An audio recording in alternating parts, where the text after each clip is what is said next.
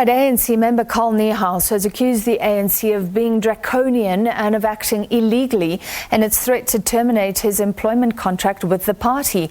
Earlier today, Niehaus received a letter from the ANC asking that he explain why he should not be fired. The spokesperson for the now defunct MKMVA was given until 4 o'clock. Yesterday, he threatened to head to the courts over the non-payment of staffers' salaries at the ANC. He accuses the party of acting wrongfully and says he has evidence of wrongdoing. He joins us now. Mr. Niehaus, thank you for being with us. Have you been fired? Well, good evening. Let us go through the whole sequence of events. At 1:30 this afternoon, I received a call from the general manager of the African National Congress, Comrade Phoebe Potgieter, informing me that she is sending me a letter that I am to be summarily dismissed and that I have until 4 o'clock to give a response. Now, I was aware that that letter was coming because they first released the letter on social media even before it came to me. Now, it's a draconian step to give me 2.5 hours to respond to such a serious matter. Regardless of that, I managed to respond 10 minutes to 4, and she confirmed receipt within the deadline. But only 2 hours later, then again on social media, a letter was released by Comrade Phoebe Potgieter stating that I've now been fired. So within 2 hours, the African National Congress had the ability to quickly and fast respond to my very well-considered letter, and once again released that letter onto social media before I received a copy of that letter. Now, all of this is unfair labor practice. It is constructive dismissal. It is draconian. And all of this in response to me having raised my serious concerns over a period of time that the African National Congress has been acting illegally, that it acted illegally with deducting funds from my payslip for UIF, for Provident Fund, and not transmitting those monies to the relevant authorities. I've got my payslip here. Yeah. And that payslip indicates that that has happened. I've also got information that the ANC has acknowledged that they've not paid that money over to the relevant authorities. And the strange thing is that those relevant authorities which got the legal responsibility to take action when an employer fails to pay those monies over have not done so. So one wonders if they have been intimidated. Okay, but Mr. Niehaus, okay, so you've confirmed you've been fired, but you think this is very unfair. Apparently, you threatened to lay charges against the ANC's top 6, the leadership of your own party. Some would ask, weren't you asking for this, basically?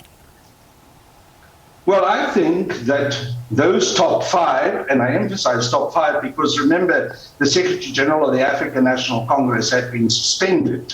Those top 5 have asked for action to be taken against them because the conduct of the party over which they control and manage the situation has been illegal. And I have the right to raise my concerns about perceived illegality, to lay a charge with the South African Police Service, and to expect the South African Police Service and the NPA to investigate such a charge. It's surely wrong to then act against an employee who is a whistleblower, who raises his concern about this, and then to fire that employee. But did surely you ever? That is not the right way of going about it. Sure. Did you ever follow internal grievance procedures? I don't know exactly what those are for the ANC, but you're talking about them being very public with your firing. You were very public about laying charges against the top 5, as you say. You are aware that this issue has been going on for months and months, that the Staff Association of the African National Congress has been raising this issue and has issued also media statements to the effect of stating that these issues have happened. There have been staff members picketing outside the Niehaus and other offices of the African National Congress, raising not only the issue of salaries, but also UIF and the Provident Fund.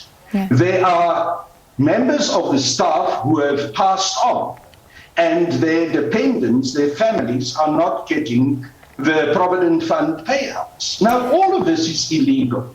All of this has been raised over months. I have raised it with the HR department, with Comrade Phoebe Potgieter herself, who is the general manager. They're all aware of my unhappiness, and they're certainly aware of the general unhappiness of the staff. And yet very little has happened. And what I've just explained to you in terms of funds being deducted from staff members' salaries and it not being paid over is blatantly an illegal act. Okay, so Mr. Niehaus, I'm not going to quibble or argue with the claims that you're making, but you are seen as a member of one faction within the ANC. There have been factional battles, this again blowing up very publicly. Are you not concerned that these sorts of things that you are participating in, the rhetoric against your own party leaders, for example, at this time before local government elections, could be very damaging to the party you have been a member of and you have claimed to love and serve? Oh, I definitely love and I definitely serve the African National Congress. My concern is that we are now led by a leadership who are incompetent, selfish, and callous.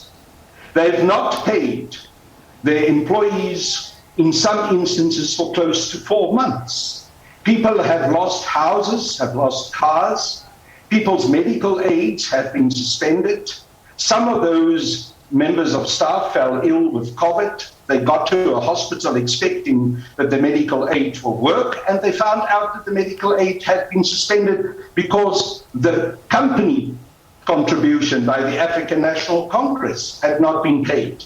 The ANC top leadership are failing dismally. They fail in terms of having empathy for their staff. They have failed in terms of dealing with the provisions of the Independent Electoral Commissions and Electoral Act. They have failed to register at 35 municipalities. They're putting the African National Congress, the future of the African National Congress, into serious jeopardy. And surely there should be consequences. All right, thank you very much. Surely there should be consequences. Carl Niehaus confirming that he has been fired by the ANC. Let's speak to ANC National Spokesperson PULE MABE joining us. Mr. MABE, so on what basis has he been fired? Just give us your perspective. Well, evening and evening to your viewers. Of course, I can confirm that Comrade Carl Niehaus has been dismissed from the employ of the African National Congress. In the interview that you just did with him, he did indeed confirm himself that he doesn't seem to be aware of programs of the ANC. All he knows about the ANC is distraction. I don't even think that he's aware that the organization he was working for up until today at 4 o'clock had a lekgotla over this weekend. He has listed all the failures to demonstrate to you that he is part of a certain category of arcaders who sit in corners looking for failures of this leadership so that they could parade themselves at every opportunity they get to undermine the unity of the leadership duly elected at the 54th National Conference. Yeah. If Comrade Carl believes that his medical aid has been withheld, UIF withheld, he had an opportunity now in the 9 minutes or so that he had with the SABC to tell the people of South Africa what has been his official duties that he performed, worth of him being remunerated since the start of COVID-19. We see Carl Niehaus more on television and on social media and hear him across other mass media platforms. We rarely see him attending official programs of the ANC. Comrade Carl has never been in a program that the president of the ANC has been out doing outreach or any other national leader of the African National Congress in that official way. Now, what he does is that he wants to propel and drive a narrative that will undermine the unity and renewal program that the ANC is embarked on. And we are not going to wait. We are going to act against anyone who brings the organization into disrepute, including those who claim to be decorated freedom fighters like him. because this ANC must live beyond Carl Niehaus. The decision taken by the ANC is to dismiss him from its employ, because at every opportunity he gets, he goes out to undermine the leadership of the ANC, even claiming fraudulently to be speaking on behalf of staffers. If he believes that the decision we have taken is wrong, he's most welcome to approach the courts in the land. For now, where we stand, he stands dismissed. As for his membership of the ANC, that matter is going to be processed by the disciplinary committee of the African National Congress. Okay, so he could lose his membership of the ANC. Can I conclude? Can I conclude my point? Should it arrive at a conclusion to also deal with this, expand his membership in that way, or whatever decision they take, we are going to come back and communicate. No one is more powerful than the African National Congress, and no one is more revolutionary than the ANC itself, and no one espouses the discipline, revolutionary morality of the ANC than the rest of us. If he believes he represents that, then he will do so being outside the employ of the ANC. The staff members of the African National Congress have removed him. Can I just conclude my point? You said that you would conclude a while ago. May I ask another question, please, because you've been talking for several minutes. Mr. MABE, is what he's saying correct about the deductions? You did this last week when I spoke to you. You are doing this for the second time when I speak to you. Mr. MABE, is he correct in what he says about the ANC? You've got an option. If you invite us to your interviews and you want to tell us what to say, then there is no need to invite us. Under no circumstances do I want to tell you what to say, Mr. MABE. I want to let you answer questions, and I would also like to have some time to ask questions. You cannot speak without a pause for 5 minutes. Yourself again this week. Okay. It's not the first time that you stop me while I'm busy speaking. Okay. If you speak for several minutes, I do have the right to interrupt and ask questions. That is my job, sir. Mr. MABE, is he correct in what he's saying about the ANC? Okay, let me go back and finish what I was saying, because we come here to come and say what we want to say, not what you want us to say. Let me now tell you, he has been going out undermining the leadership of the African National Congress. The leadership of the movement has now acted in the manner that it has done, so that it can restore its own standing in society, so that it drives an understanding that it is serious about dealing with dissent from its own ranks. We are not interested in entertaining the rightness or wrongness of Carl Niehaus, and we won't be talking about Carl Niehaus to the SABC going forward. We have now clarified ourselves. He's dismissed from the employ of the ANC. If he feels otherwise, or his rights have been infringed, he's most welcome to take his case to court, because he has got rights as well. You can ask. All right, so let's not talk about Carl Niehaus. You have clarified that. Thank you very much. My question is about the claims that he has made. Those still stand, and there were issues about companies not paying UIF contributions on behalf of their staffers. There was some concern about companies doing that. Is the ANC doing that? Are his claims correct? Where there were challenges as it relates to payment of medical aid or any other staff contribution, there have been meetings with staff members, and they have been accordingly briefed of what would have been the challenges of the ANC. Today, the IEC made disclosures of how much parties have been able to raise through the Political Party Funding Act. And as everyone has seen, political parties have really not made sufficient. None of them have made over 30 million out of these contributions. Now the ANC sits with a huge bill, including medical aid and all of that. Remember, all of these staff members of the ANC, many have been working in the organization before some of these laws came into force. What did it mean? Immediately when these laws came into force, it began disadvantaging the ANC from performing certain obligations that it was able to perform when the funding regime was a little bit flexible. Now, what the ANC is having to do, it is now having to adjust and adapt itself to deal with the funding conditions that exist. One, ANC is a donor-based organization. Membership fees of the ANC is only 10 rand a member.